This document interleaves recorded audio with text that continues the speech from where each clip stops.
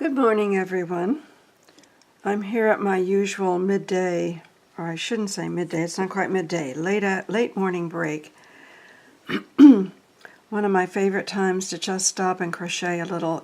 It seems to keep the day in balance, and I would like us to notice not only the craft aspect of crochet, but the health aspects of crochet, health of body and mind and spirit and our entire being. And I'm going to get us started here. Let's see, we're doing round 11 of this 1920s style hat. So we're chaining 2. Remember, it's chain 2, and then we're going to do a half double crochet in every stitch around. So here we go.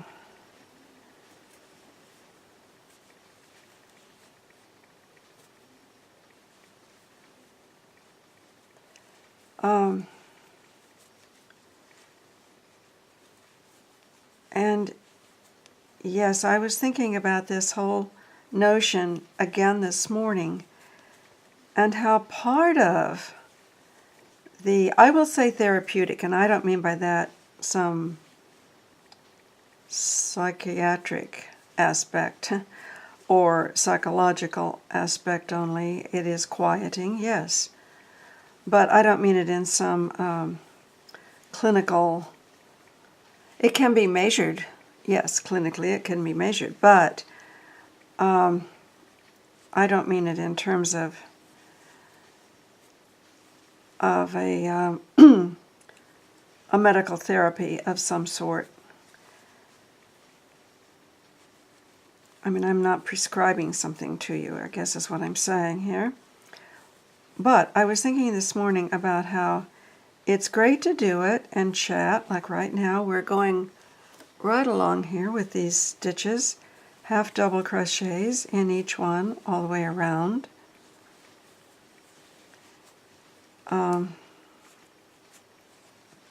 But there's also a time and a place for just doing it quietly without thinking about something. You might have, sometimes it's fun to crochet with a movie on or some TV program or something on, well, even on YouTube or who knows what you might enjoy. But sometimes there's great value in doing it just quietly without anything in the background, even music in the background. I think I had some music on one day when we were doing this. But in the days and times when these crafts were all originally developed, that was well before the days of even radio. Radio, no radios, no TVs, no computers. And you might hear birds chirping or wind blowing. I can remember even as a child having winter winds. The house was made such that one door, there was a large front door. We always used the back door, basically. But there was a large front door that used to sing, loudly howl sometimes when the wind was just right in the winter. And you would hear things like that. These were the days, when people got together with their musical instruments and made music. So much fun.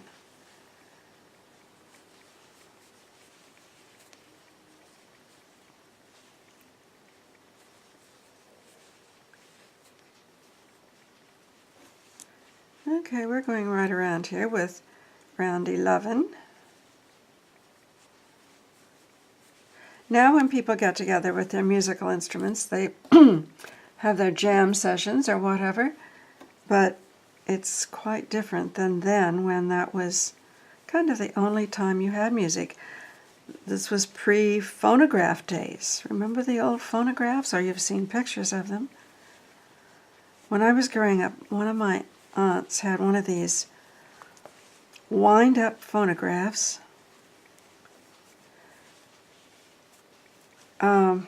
with the great big sound box on it, the great big horn. It was fun to go to her house and see that thing work. But that, when she got it, that was a big advancement. Now, of course, it's part of history and quite an antique.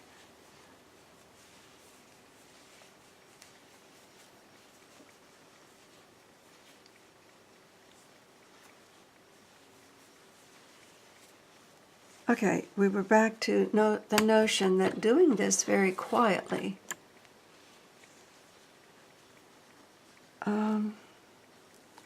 just noticing the yarn and the stitches and the movement of the hook, and just letting your mind gently drift into that. People always have something going on in their lives, either something happy, great, congratulations, or something that's painful. It's sometimes said that there are 3 kinds of pain.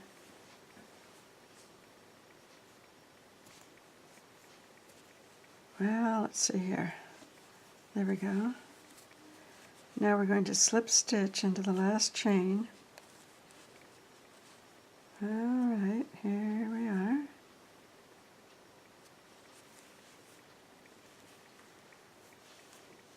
All right, now chaining 2.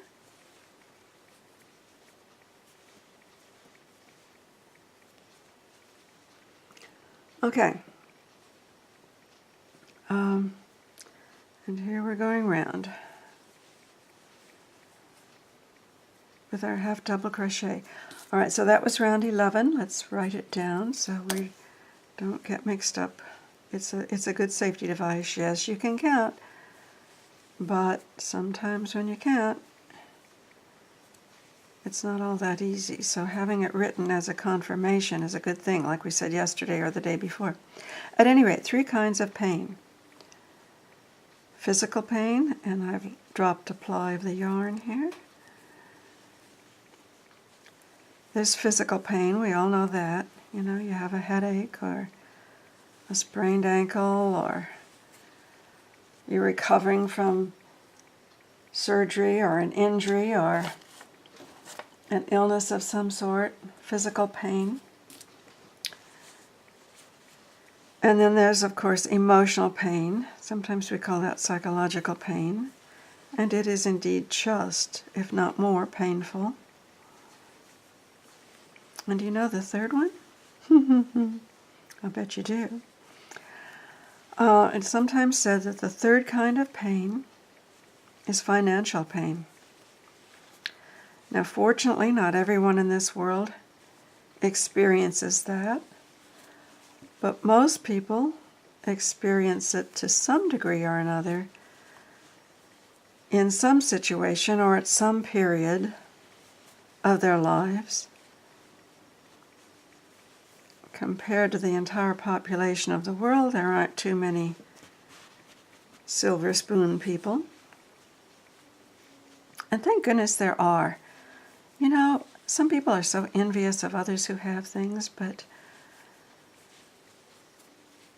I delight in hearing what others have. Even if it's something you don't have and you'd love to have, okay, so somebody's got it at least.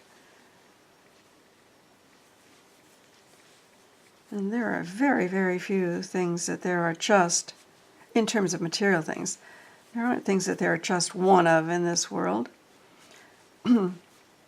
Some works of art and things like that, and some particular gemstones, but You know, like the work of art, the Da Vinci painting of Christ that just sold for over $400 million. There's only one of those. If there were many, I'm sure it wouldn't be as valuable. But so physical pain, emotional pain, and psychological pain. And a craft like this, knitting or crochet, helps with all of them because it brings in some relaxation and it takes just enough focus that you're not directly, totally focused on the pain, whatever the pain is, and you're not running all the tapes in your mind as much. Even if you are, you're not running them completely because you have to have enough focus on the craft, the crochet, the yarn, the hook, the pattern, and the same thing with knitting. The yarn, the pattern, the needles, the motion, the stitches, all of this. You have to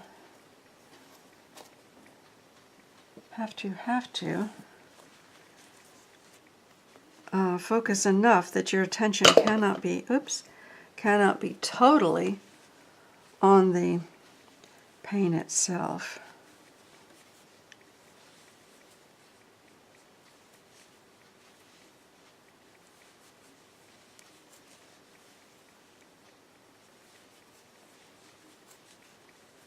So, you know, it's like being happy. You improve the world with being happy. If you're not happy, there's that much less happiness in the world. If you are, one by one, there's that much more. It may be only a drop of it, but there's that much more happiness in the world. And the more happiness there is, I think the more it makes the world a better place. And the more happy we are, the more it makes us a better person.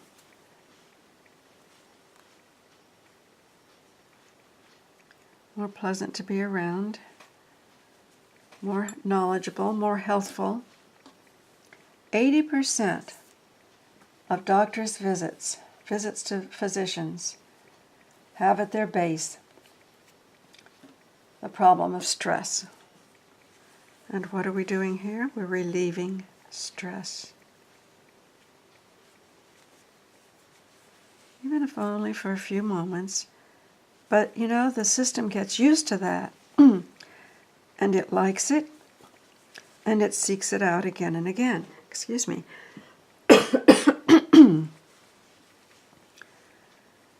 And that's why, at base, people enjoy these things so much.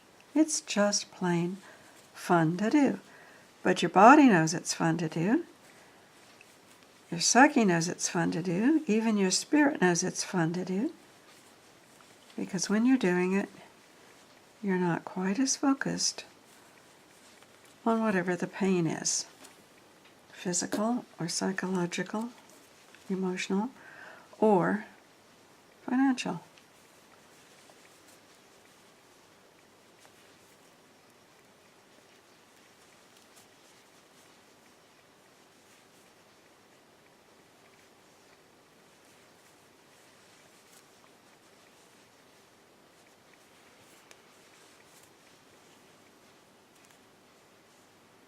I once suggested crochet to someone who was in a, oops, I better start that stitch over, who was in a dire financial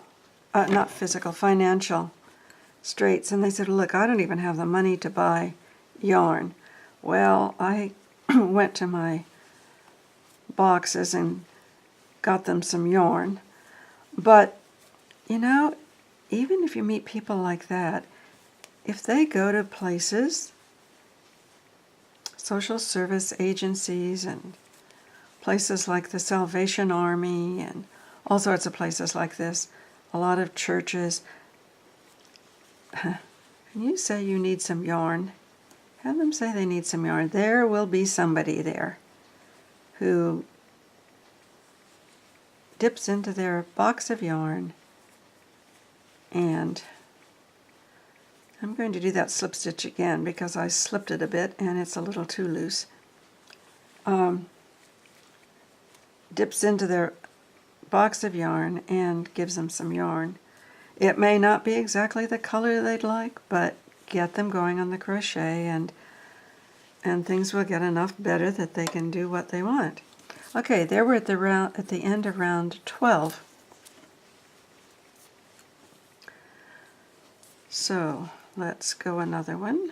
We've slip stitched there. We're now chaining 2. And let's do this one quietly.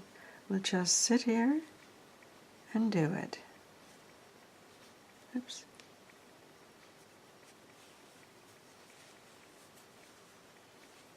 Okay. Remember, I'm your buddy in this. You're crocheting, I'm crocheting. I'll do the little blog sort of thing of what's going on here at Winterbrook. But, and some days it will be full of laughter, and some days some tears, and some days tea. Just a day. All right, here we go.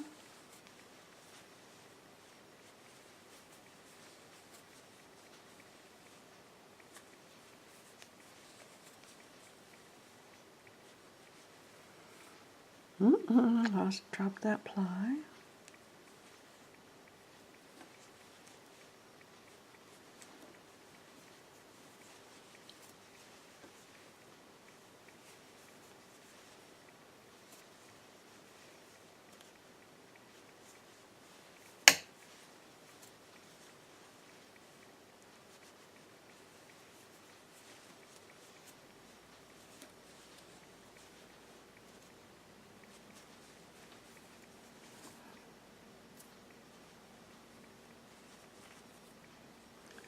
Go through that again.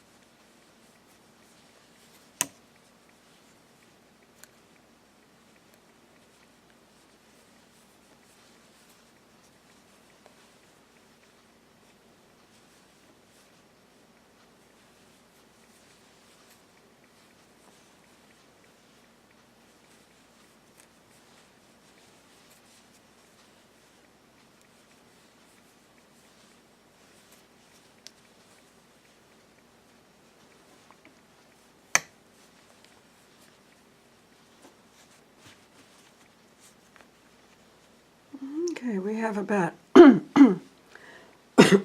excuse me, half a round left here on this one.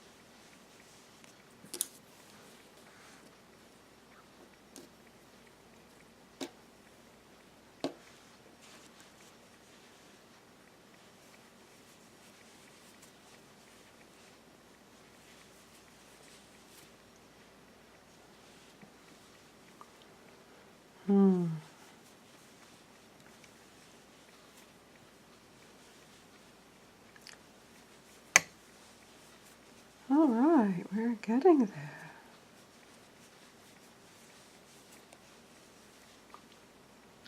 Now, tell me what you thought of during this little period of silence. It's only been a few minutes, and our minds go. But if you really get into crocheting, during those times, it's much like a meditation.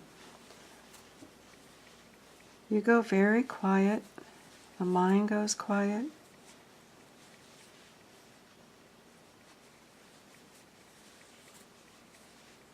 And you would be surprised at how little real developed thought there is.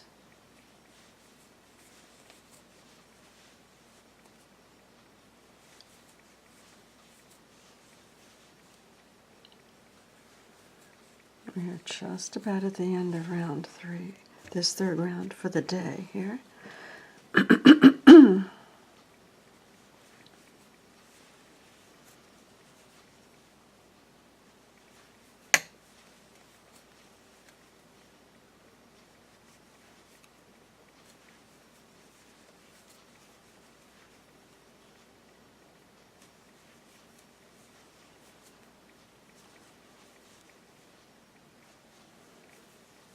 All right, we're coming up to within a few stitches of the completion of this third round.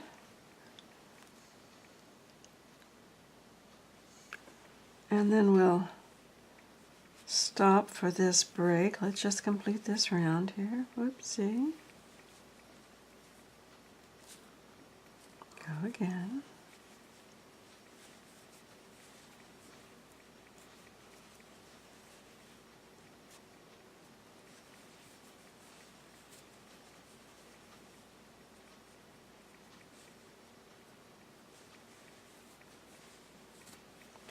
All right, and slip stitch into the second stitch of that chain. All right, there we go. Well, wait a minute. That's the first stitch. Let's do it in the second stitch.